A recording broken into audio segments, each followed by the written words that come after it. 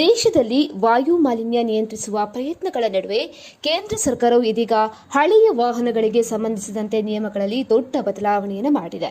ಈ ಹೊಸ ನಿಯಮಗಳ ಪ್ರಕಾರ ಹಳೆಯ ವಾಹನಗಳ ಜೀವಿತಾವಧಿಯನ್ನು 15 ವರ್ಷದಿಂದ 20 ವರ್ಷಕ್ಕೆ ಹೆಚ್ಚು ಮಾಡಲಾಗಿದೆ.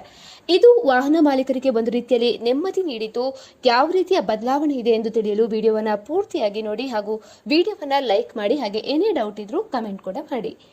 ಹೊಸ ನಿಯಮಗಳ ಪ್ರಕಾರ 15 ವರ್ಷ ಹಳೆಯ ವಾಹನಗಳ ನೋಂದಣಿ ಅವಧಿಯನ್ನು ಈಗ 20 ವರ್ಷಗಳಿಗೆ ವಿಸ್ತಾರ ಮಾಡಿಸುವಂತದ್ದು. ಈ ನಿರ್ಧಾರದಿಂದ ವಾಹನ ಮಾಲೀಕರಿಗೆ ತಮ್ಮ ಹಳೆಯ ವಾಹನಗಳನ್ನು ಇನ್ನೂ ಹೆಚ್ಚು ಕಾಲ ಬಳಸಲು ಕೂಡ ಅವಕಾಶ ಸಿಕ್ಕಿದೆ. ಆದರೆ ಈ ಸೌಲಭ್ಯ ಪಡೆಯಲು ವಿಧಿಸಿರುವಂತಹ ಭಾರೀ ಪ್ರಮಾಣದ ಶುಲ್ಕ ವಾಹನ ಮಾಲೀಕರಿಗೆ ಮಾತ್ರ ಆರ್ಥಿಕ ಹೊರೆಯಾಗಲಿದೆ.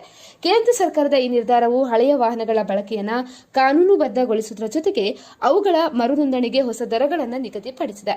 20 ವರ್ಷಕ್ಕಿಂತ ಹಳೆಯ ವಾಹನಗಳನ್ನು ಪುನಃ ನೋಂದಣಿ ಮಾಡಿಸುವಾಗ ಈ ಹೊಸ ದರಗಳು ಕೂಡ ಅನ್ವಯವಾಗುತ್ತೆ.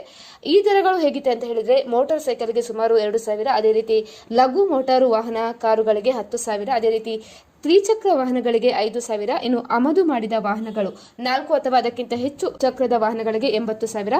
ಈ ಎಲ್ಲ ಶುಲ್ಕಗಳಿಗೆ ಜಿಎಸ್ಟಿ ಕೂಡ ಅನ್ವಯವಾಗಲಿದೆ. ಈ ಹೊಸ ನಿಯಮ ದೇಶದಾದ್ಯಂತ ಜಾರಿಗೆ ಬರಲಿದೆ. ಆದರೆ ದೆಹಲಿ ಮತ್ತೆ ಎನ್ಸಿಆರ್ ಪ್ರದೇಶಗಳಿಗೆ ಇದು ಅನ್ವಯ ಆಗುವುದಿಲ್ಲ.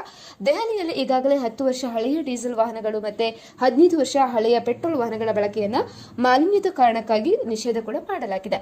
ಆದ್ದರಿಂದ ಈ ಹೊಸ ನಿಯಮದಿಂದ ದೆಹಲಿ ಎನ್ಸಿಆರ್ನ ವಾಹನ ಮಾಲೀಕರಿಗೆ ಯಾವುದೇ ಲಾಭ ಸಿಗುವುದಿಲ್ಲ. ಒಟ್ಟಿನಲ್ಲಿ ವಾಹನಗಳ ಜೀವಿತಾವಧಿ ಹೆಚ್ಚಳ ಒಂದು ಉತ್ತಮ ನಿರ್ಧಾರವಾದರೂ ಕೂಡ ನೋಂದಣಿ ಶುಲ್ಕದಲ್ಲಿನ ಭಾರಿ ಏರಿಕೆಯು ವಾಹನ ಮಾಲೀಕರನ್ನು ಕೂಡ ಚಿಂತೆಗೀಡು ಮಾಡಿರುವಂತದ್ದು. ಸ್ನೇಹಿತರೆ, ನಾವು